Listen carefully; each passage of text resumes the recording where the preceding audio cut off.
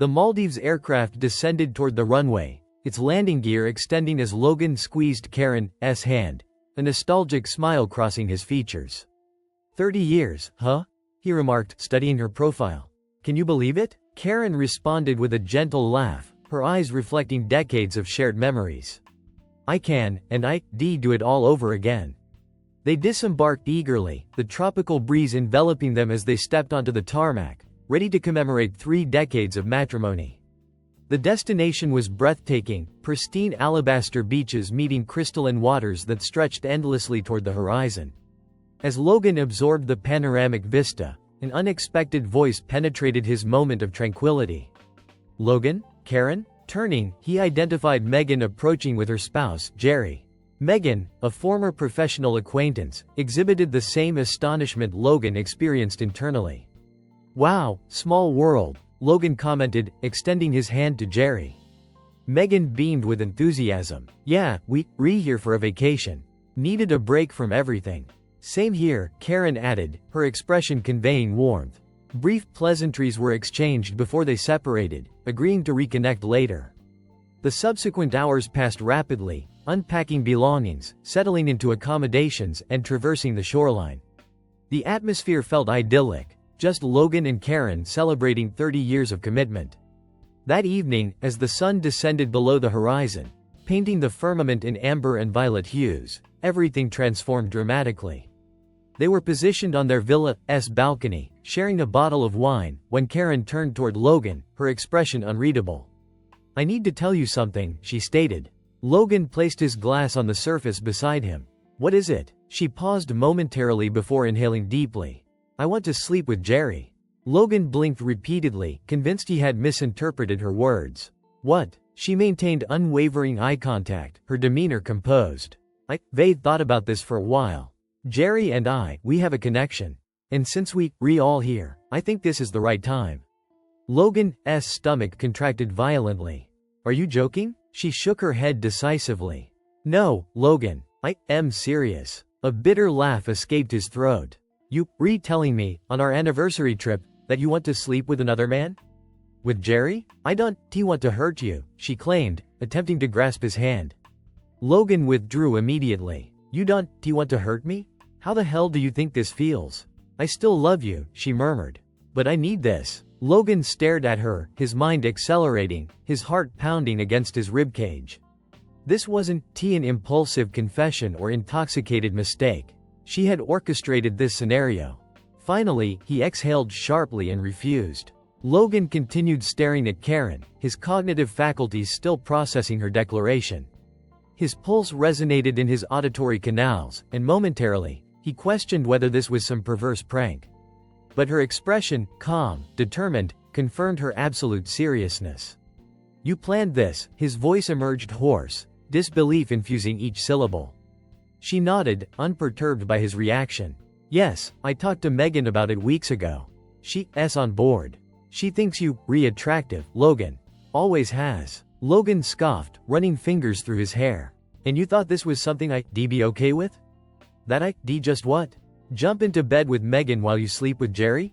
Karen sighed, as if Logan's resistance was unreasonable. It's not just about that, Logan. It's about excitement, about feeling alive again. She leaned forward, her tone soft yet insistent. Jerry is young, full of energy. I miss how that felt. And I know they noticed Megan. She's beautiful. She's younger. This is a chance for both of us to have fun, to experience something new without guilt or secrecy. Logan shook his head, his jaw tensing. You actually believe this is good for our marriage? Yes, she responded without hesitation. They've been together for 30 years, Logan. 30, they built a life together, raised a daughter, shared everything. But let's be honest, things aren't the same as they used to be. The spark, the excitement, the passion, it's faded. This trip is about celebrating us, but also about reviving us. And this could be what we need. Logan emitted a bitter laugh, grasping the balcony railing. By sleeping with other people?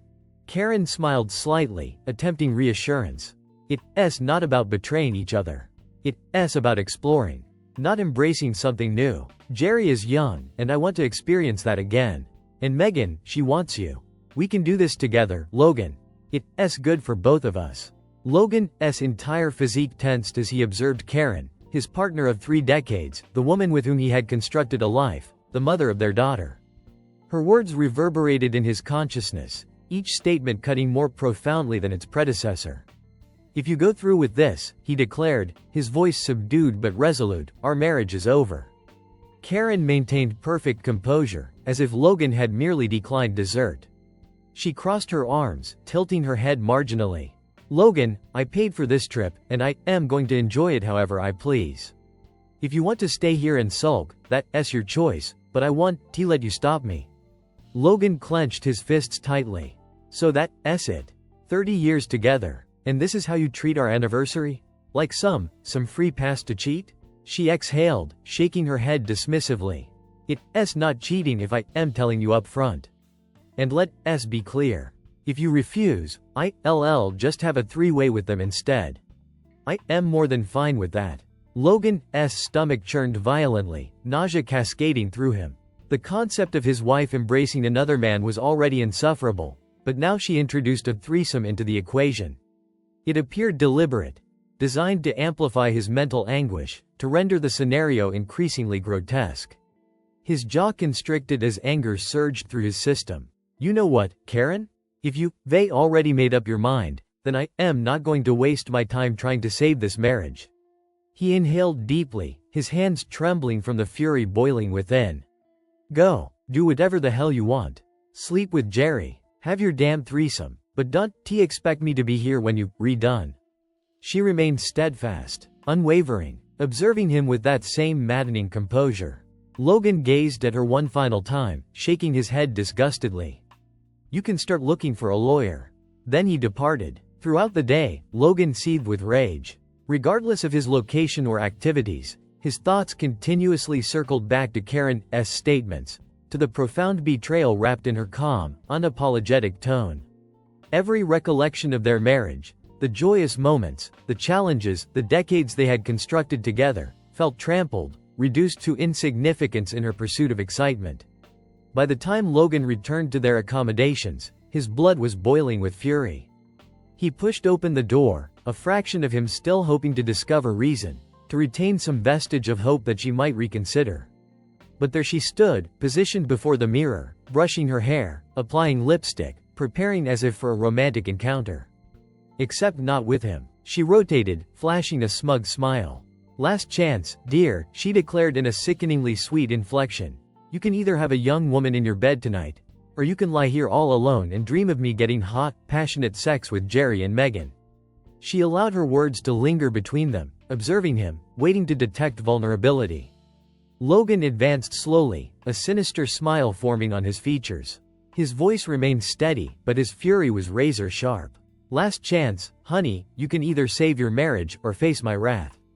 And I promise you, by the time I am done, there won't be anyone who can save you. She scoffed, rolling her eyes contemptuously. Don't threaten me, Logan, she dismissed with a hand gesture. You have no right to hold me back. I deserve this. I have given you 30 years of my life, and I've been faithful to you. And for what? Having sex with you is boring now. There's no excitement for me in it anymore. She returned her attention to the mirror, her reflection cold and indifferent. Most of the time, I had to fake it. She met his gaze through the reflection, her lips curling into something approaching cruelty. So shut up before I humiliate you more. Logan sensed something fracture inside him. If Karen intended to engage in degradation, then he would reciprocate with identical vulgarity. She had dedicated the day to diminishing him, treating him as an obstacle to her fantasy. But she had overlooked a critical factor. Logan was not a man who would passively endure such treatment. He approached closer, his voice infused with cold, sharp precision. Well, now that you decided to go down that path, let me tell you something, darling.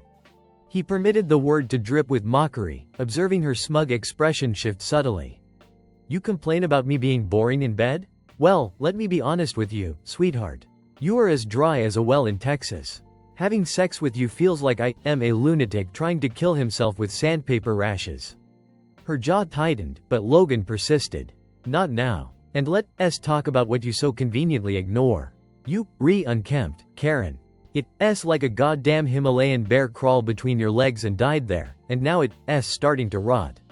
He observed as her eyes flared with rage, but he continued, his smirk broadening. So no, my dear love, you are not the only one who has to fake it. I still tried, because I loved you. But since you, made it your mission to kill that love and humiliate me, I figured I might as well reply in kind.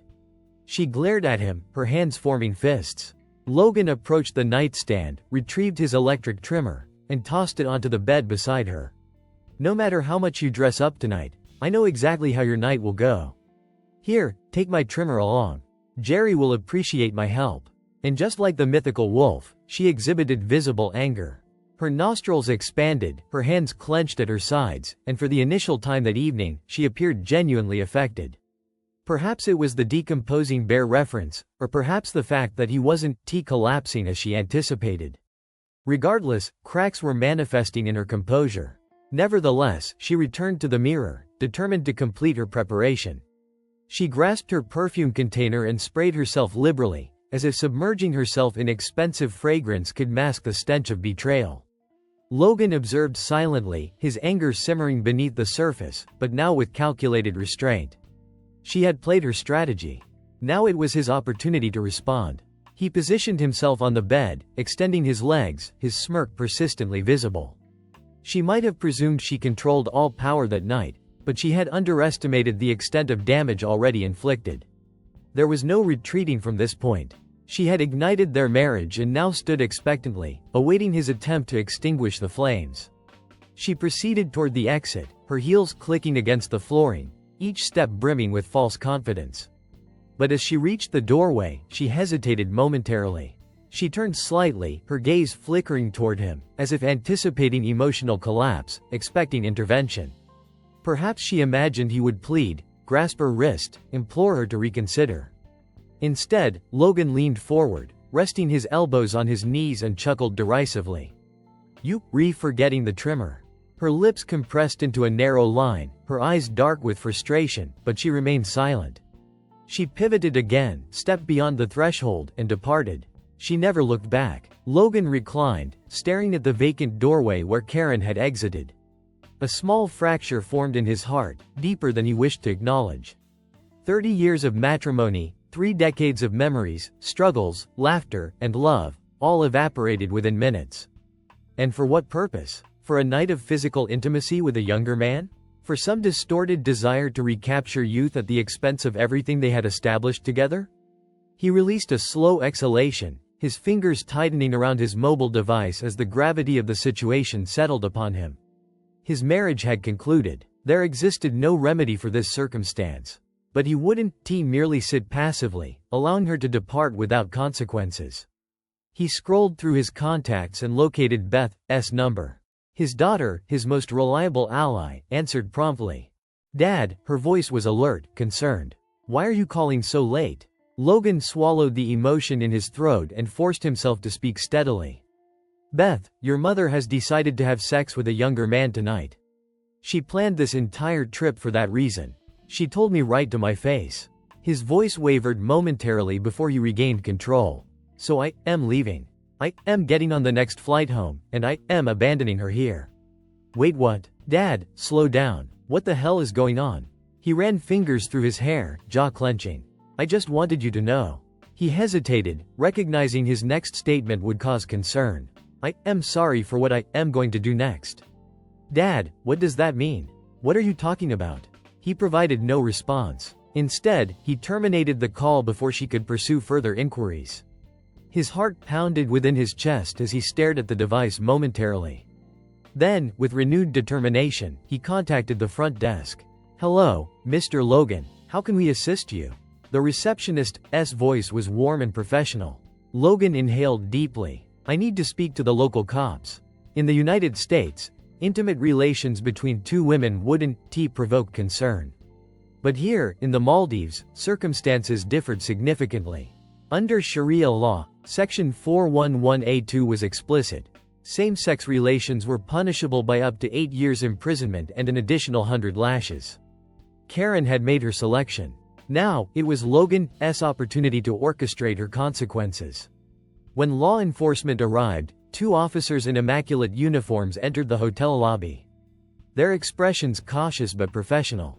Logan greeted them with a polite acknowledgement and gestured toward the luxurious seating area. One officer, identified as Rashid, crossed his arms. "Sir, we were told you requested urgent assistance. What seems to be the issue?" Logan leaned forward confidentially. "It's a delicate matter. You see, my wife and another woman are engaging in acts that directly violate Section 411A2 of your laws." He paused significantly. "As much as it pains me personally, I respect the legal system of this country, and I believe it's only right that the law is upheld." The second officer, younger with penetrating eyes, exchanged a glance with Rashid. "Sir, these are foreign nationals. Such cases can create complications." Logan sighed, shaking his head as if disappointed. "I understand. Truly, I do. But if your laws are to mean anything, they must apply to everyone equally. No exceptions. Otherwise, what does that say about the integrity of your system?" He reached into his pocket, retrieving his wallet. Several crisp, neatly folded bills appeared on the table between them. "Of course, I appreciate the difficulty of your position. Consider this an encouragement for your time, your discretion, and your commitment to upholding justice."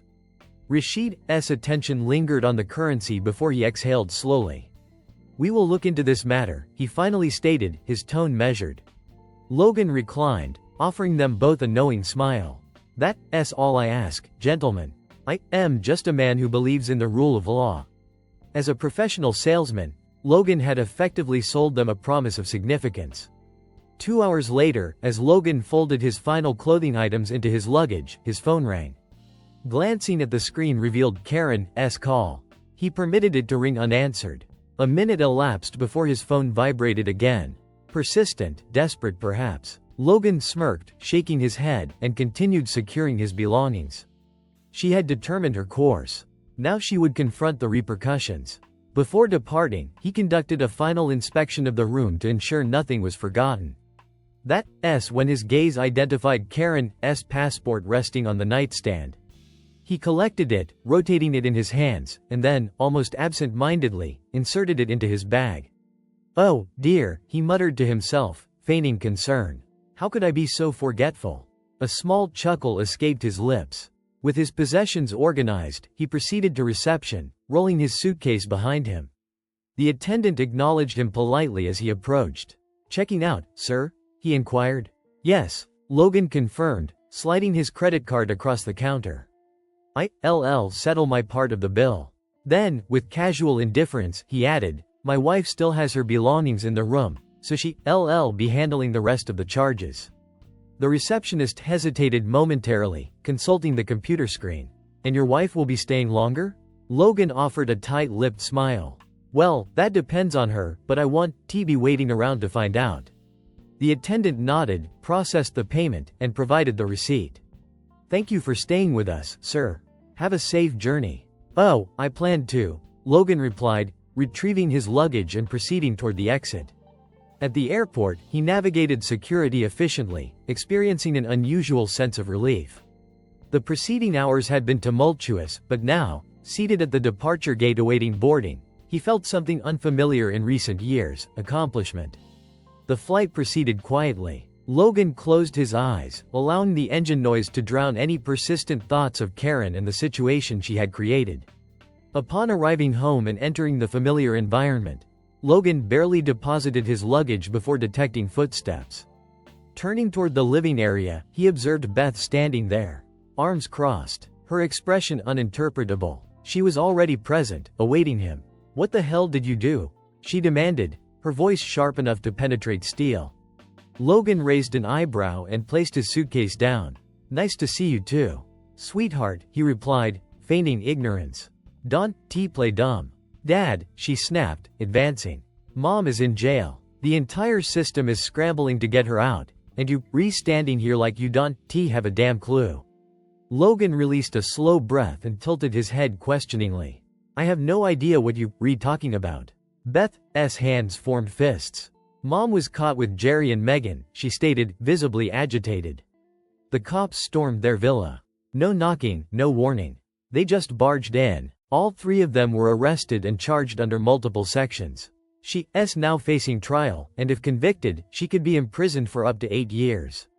Logan leaned against the kitchen counter, crossing his arms, permitting a small, cold smile to form. 8 years, he mused, as if testing the statement's weight. That's quite the price to pay for a night with a younger man. He chuckled, shaking his head. I guess the fountain of youth comes with a cost. Beth's eyes burned with fury. This isn't funny, Dad, she shouted. I need to get her out of there. Logan sighed and gestured for her to sit. No, he stated firmly. I am not going to help. She blinked, astonished. What? Logan met her gaze unflinchingly. I am filing for divorce first thing tomorrow morning, he declared, his voice steady as bedrock. Beth's face contorted with disbelief. No, Dad, you can't do that, she protested vehemently. Logan narrowed his eyes. Yes, I can, he asserted, his tone razor sharp. Watch me. She stared at him, breathless, as if physically struck. Your mother humiliated me, and she thought I would be waiting with open arms, ready to lay out a bed of roses when she came crawling back. But here's the thing, Beth, he leaned slightly forward, lowering his voice, even roses have thorns. Beth swallowed hard, her lips compressed. It's time she knows the pain. Beth departed that night without additional words. Logan didn't prevent her. Didn't call after her. Simply observed her departure, his heart heavier than he wished to acknowledge. But his decision was finalized. No reversal remained possible. The following morning, Logan entered his attorney's office. A middle-aged man with thinning hair and wire-rimmed glasses reviewed the documentation Logan provided. As he read, his eyes widened notably. He looked up, blinking with surprise. Wait a second, Karen? As in Karen Wallace? Logan reclined in his chair. Yeah, he confirmed simply. The attorney emitted a low whistle and shook his head. You read that guy? The husband of the woman all over the news. Logan frowned slightly, simulating confusion. She's on the news? You haven't seen it? He asked incredulously. This thing has gone international. The U.S. Embassy is scrambling to get them out of there. They even issued an official travel advisory warning Americans not to engage in. Well, let's just say, offensive acts in countries with strict laws. He chuckled, shaking his head again. Man, that case went hot overnight. Logan released a slow, amused breath. No kidding. The attorney grinned broadly. Listen, I'd be more than happy to take your case. Hell, I'll even give you a discount. Logan raised an eyebrow. Generous. He shrugged casually. I am thinking of making this a public spectacle. You know, really make a statement. A high-profile case like this. It could be career-defining. And let's be honest, since Karen wanted attention, we might as well give her some real fame. His smirk appeared overly eager. Logan contemplated momentarily. Karen had invested years pursuing youth, pursuing excitement, and now, here it materialized. More attention than she could have anticipated. He couldn't have orchestrated it more effectively himself. Logan nodded decisively. Fine, let's do it. The subsequent morning, Logan's identity appeared ubiquitously.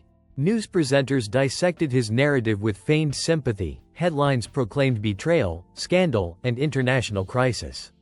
Betrayed husband seeks divorce after wife triggers international incident. Logan sipped coffee, observing the coverage with mild amusement. He could visualize Karen's reaction, confined in some detention cell, watching as the world systematically dismantled her reputation. His phone vibrated continuously. Journalists, interview requests, television programs offering opportunities. Logan smiled but refrained from responding, declining any interviews. 2 weeks later, Karen returned to America.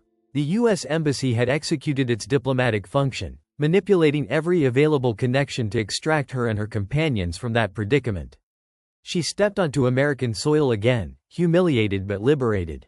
Logan anticipated she would proceed directly to their residence, but he was prepared.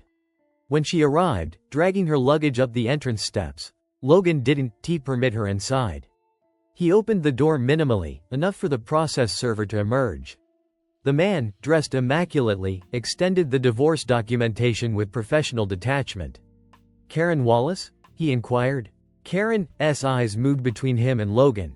Logan, please. You've been served, the man continued, presenting the papers. She accepted them with trembling hands, scanning the contents, then looked up at Logan, her eyes already moistening with tears. "You re-divorcing me?" she whispered, voice breaking. Logan crossed his arms. "What did you think was going to happen?" Her lip quivered noticeably. "I made a mistake, but I still love you." Logan emitted a cold laugh. "Love? You call that love?" She collapsed emotionally, sobbing openly on the doorstep. "Please, Logan, we can fix this. We can go to therapy. We can." Logan retreated, grasping the door edge. "You need therapy. I am just fine. We redone, Karen." With that pronouncement, he forcefully closed the door in her face. He knew precisely where she would proceed next. Beth. The divorce proceedings advanced to court shortly thereafter. The judge, an older gentleman with silver hair and fatigued eyes, was thoroughly familiar with the international scandal Karen had precipitated. Upon taking her seat before him, she immediately launched her defense, claiming she believed intimate relations with a younger man would enhance their marriage. The judge pinched his nasal bridge and sighed wearily. "Mrs. Wallace, let me be clear. This court does not consider infidelity as spice." Karen diminished in her seat. The proceedings progressed efficiently. Logan's legal representation performed admirably, but ultimately, state legislation determined outcomes. Logan departed with his maternal inheritance, protected from division, but all remaining assets were equally distributed. 50% of his possessions forfeited. He exhaled sharply while signing the final documentation, contemplating how much simpler this would have been under Maldivian legal jurisdiction. Several days later, Karen confronted Logan outside the courthouse. Her appearance had transformed, fatigued, deteriorated, possibly even regretful. For the initial time in years, she wasn't attempting to project youth. "Logan," she said, her voice softer than he recalled. "I am sorry." He examined her momentarily before responding. "I sent the cops for you." The contrition in her eyes vanished instantaneously, replaced by pure rage. "What? I tipped them off," he stated, maintaining composure. "I made sure they knew exactly where to find you." Her features contorted with fury, and before Logan could react, she lunged aggressively. He barely retreated before she attacked, her nails targeting his face directly. Bystanders outside the courthouse gasped audibly. Several individuals intervened, restraining her before significant damage occurred. Logan adjusted his attire, his pulse steady, and confronted her wild expression. "You just made this easier for me," he stated. The following day, he filed for a restraining order. His final offensive against her. 3 weeks subsequently, Logan entered an animal shelter, inhaling the familiar combination of fur, disinfectant, and faint wet dog aroma. The environment was cacophonous, excited barking, claws scratching against kennel floors, tails impacting metal barriers. A youthful female staff member approached. "Looking to adopt?" "Yeah," Logan confirmed, surveying the surroundings. "German shepherds." Her eyebrows elevated with surprise. "They got a few of those." "How many were you thinking?" Logan grinned broadly. 5. She blinked repeatedly. 5? Yep. She hesitated noticeably. "You do realize that's a lot of dog, right?" Logan chuckled confidently. "I can handle it." She guided him through kennel rows, identifying available canines. Some were juvenile, brimming with boundless energy. Others were mature, calmer, but equally powerful. Logan made selections rapidly. 5 magnificent German shepherds, each exhibiting distinct personality traits, but all alert, intelligent, and loyal. As documentation finalized, he patted the largest specimen's head. "What do you think, buddy?" "Then only got 2. I got 5. Who was the better man?" The dog's tail wagged enthusiastically. Logan smirked knowingly. "Yeah, I know, boy, I am better." Upon completion, he transported them into his SUV, experiencing an unusual satisfaction. This constituted his existence now. No further pursuit of romantic relationships. No additional management of betrayal. Simply himself and his canine companions. Regarding Karen? Well, she discovered precisely what she sought. Information circulated that she had transitioned to an adult content subscription platform, rebranding herself as Scandal Mommy. Logan laughed upon initially hearing this. Who would financially support viewing a sexagenarian woman performing explicit acts via digital device? Apparently, sufficient individuals to sustain her enterprise. Rumors suggested comprehensive transformation, cosmetic injections, surgical lifting of sagging features, even breast augmentation. She was desperately clinging to youth, refusing to accept temporal reality. But that was no longer his concern. Logan entered his backyard, 5 enthusiastic dogs bounding ahead, tails wagging, eyes bright with anticipation. He retrieved a ball, manipulating it between his fingers before throwing it maximally. "Go get it, boys." They accelerated across the grass, barking excitedly. He observed them, a smile forming gradually. Time to enjoy outdoor activities with his dogs. Your audience, please share your perspectives in the comments section below, and remember to like, share, and subscribe.